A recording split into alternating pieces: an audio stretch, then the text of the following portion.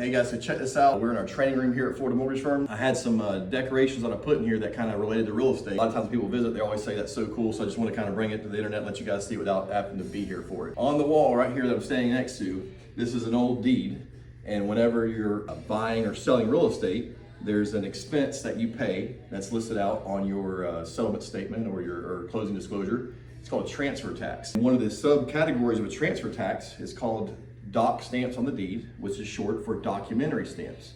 So if you're selling a house, you have to pay documentary stamps. Think of that as like a sales tax based on the price of the home that you're selling that you have to pay to the government. So where does this term come from? And that's why we have these documents here. These are older documents. Matter of fact, it says this indenture made the 13th day of December in the year of our Lord, 1853. So this is from 1853. And if you come in here and focus on it, you can kind of see this little part right here. These are actual stamps on the document.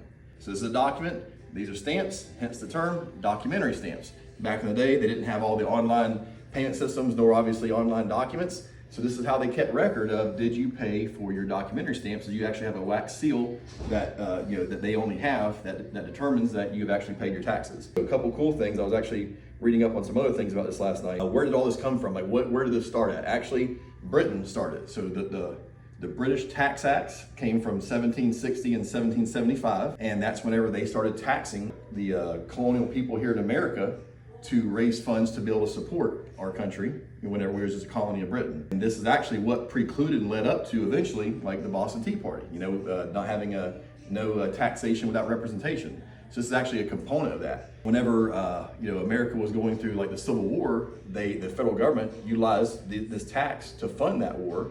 And then after it was all said and done, some of the states said, you know what, we're going to keep taxing the people that because we're going to use that money to fund our states. So documentary stamps do vary by different states. There's actually a couple states that don't even have them, but they actually change by the state. But Florida has a documentary tax, and the rate that is it's basically you pay 70 cents for every $100 of value that you sell, for this example, in real estate. So what does that mean to you? This little cool tip I use whenever I'm trying to look at a property and see if I want to know what something sold for, I can go on public record, and you can see on the deed that's recorded in public record at the top, it tells you how much money was paid in documentary stamps.